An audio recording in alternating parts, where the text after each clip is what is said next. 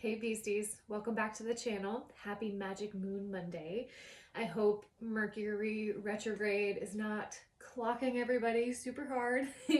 And I hope that this Venus retrograde is also providing a lot of enlightenment and new ways of moving forward. So, meditating on the energies, I was seeing a lot of yellow. And I was also hearing, I am understanding the lesson.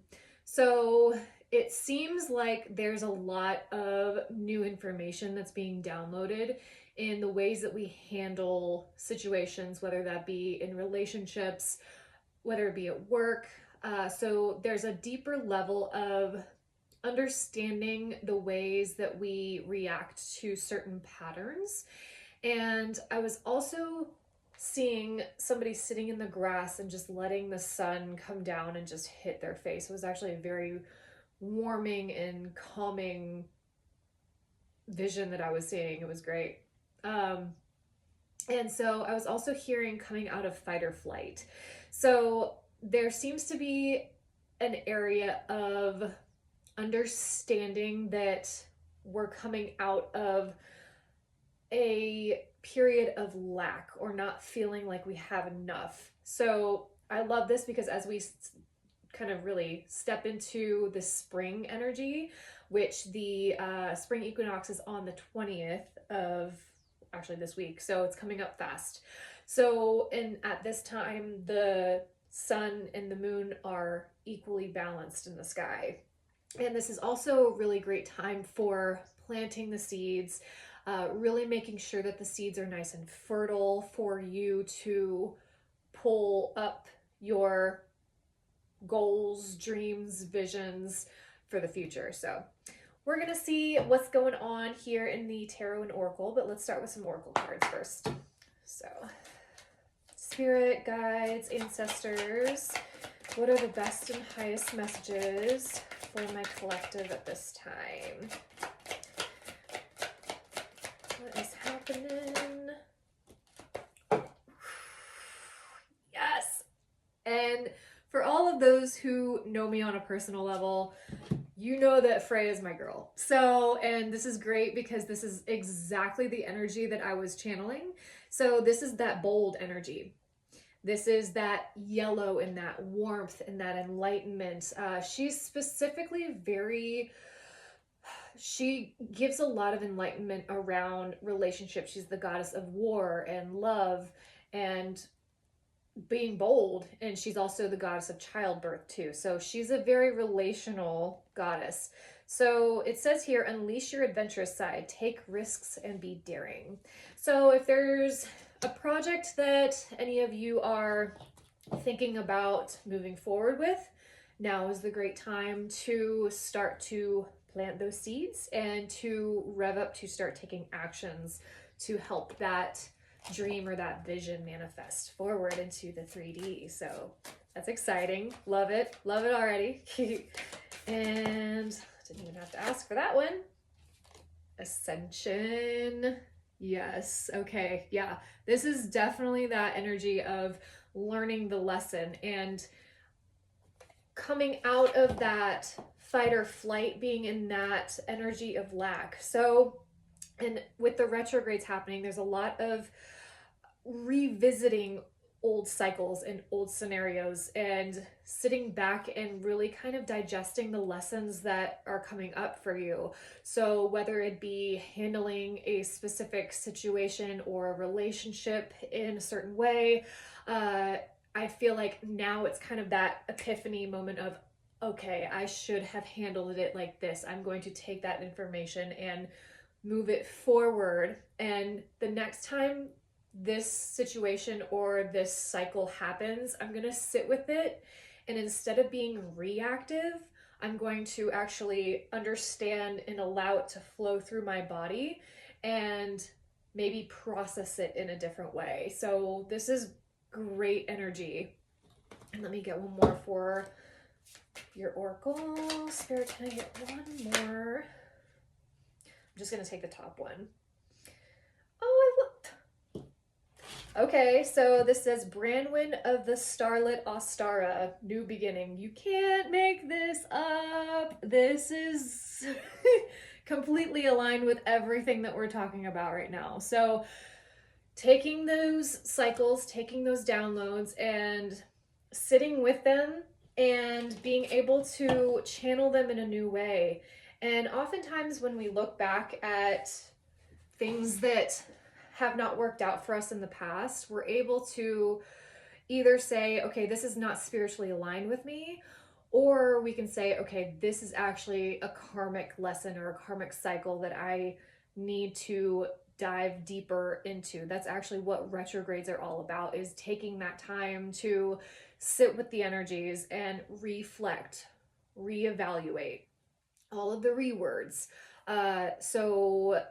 But instead of beating yourself up about what has happened in the past, now we're looking at this as an ascension process, as a learning lesson of, okay, I can take this information and I can use it to further up level my processing. I love this. This is great. This is amazing. And this is what being a human is all about, is learning and rewiring old conditions to help us attract more vibrant connections and more vibrant opportunities. So, love it. Thank you, Spirit, for this wonderful alignment. And we're going to pull some tarot. So, Spirit, can we get some structure to this? The Lovers came right out. Two of Cups. This is definitely relational. Definitely relational. Okay. Wow. Can we get 3 more, Spirit?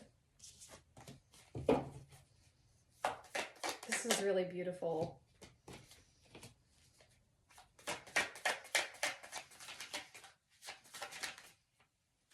Okay. Wow.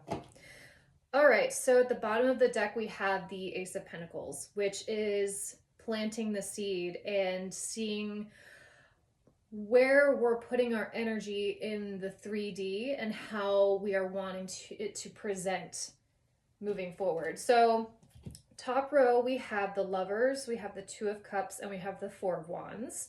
And then in the bottom row, we have the Three of Cups, the Hierophant, and the Four of Swords. So some of you may be dealing with a commitment, and this could be commitment with spouse, family member, friend, but this is something of heartstrings. This is very much a pulling on the heartstrings energy, because at the heart of the reading, we have the Two of Cups and the Hierophant card. So we have Gemini and we have Taurus on the table here.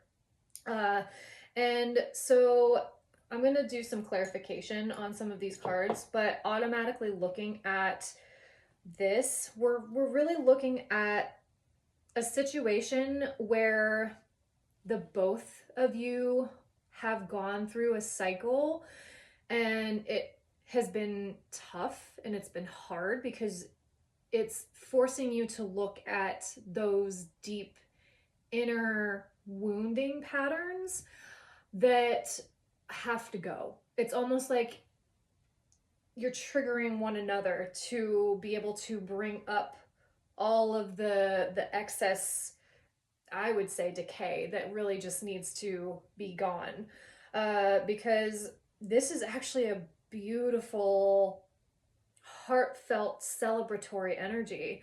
And we're looking at, with the Four of Wands, this is utmost celebration. This is going to the festivals. This is traveling. This is fulfillment on a very deep level. And with the Three of Cups here, this is also about sisterhood. So this can also be dealing with friends and relational patterns within group dynamics too. So, but I'm going to get some clarification on the Lovers. Okay. Two of Cups. Spirit, can I get some clarification on the Two of Cups, please? Four of Wands. Wow. Three of Cups.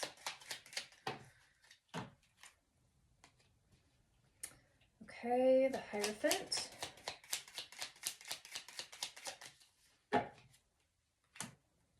And the Four of Swords. Okay, so automatically we have two Four of Wands on the table here. So, and going back to clarifying the lovers, we have the Four of Pentacles. So there seems to be some withholding within this connection in the past that was causing a lot of dissonance within the relationship, whether that be one or both parties did not want to sit and look directly at how they were contributing to the connection.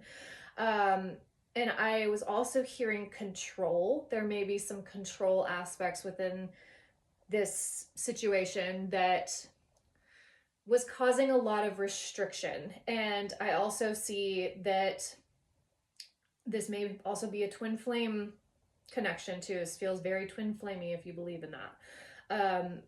So this cycle and these lessons were teaching both of you how to be independent, how to be within your own energy and hold your own energy in a healthy way. But unfortunately, it seems like some of the past patterns had to come up in order to push all of that up to the surface to be released. Because with the Two of Cups, we also have the Nine of Pentacles. So with this is actually having a healthy connection without feeling the need of possession. Feeling as though both parties can do what they want to do, have their own life outside of the relationship, outside of the connection, and be able to grow their passions, their careers, but also have that stable and secure, heartfelt connection coming back to this. So it really kind of feels like the dynamic was struggling on how to get to this Two of Cups, Nine of Pentacles. And that also brings up the levels of attachment. So looking at patterns where you were feeling being attached to a certain outcome, or feeling like you have to be attached to that person, otherwise outside energies are gonna take over. These are just kind of the energies that I'm feeling. But I feel like this lesson has been learned. We're in the ascension cycle of learning how to move and have a healthy connection with partners and with others. But we also have to have it within the self. And with the Four of Wands, we have the King of Cups here. So the King of Cups is a very emotionally intelligent suit. And he, out of all of the kings, wears his heart on his sleeve the most. He is the most caring and compassionate and understanding of all of the kings. And if we look at this, he is sitting on his throne in the middle of the ocean. So this is a level of feeling stable and secure, but also able to reflect out his compassionate nature without feeling like he's going to get run over.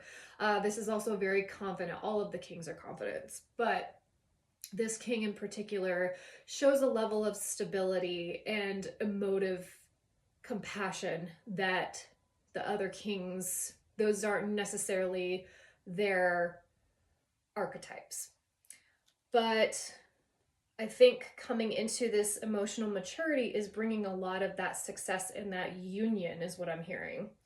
And then looking at the Three of Cups and the Five of Swords, this is a dynamic where there may have been some, I'm seeing some jealousy. I'm also seeing some manipulation, coming from a space of nobody's going to win in this outcome. Because the Five of Swords, this is probably my least favorite card.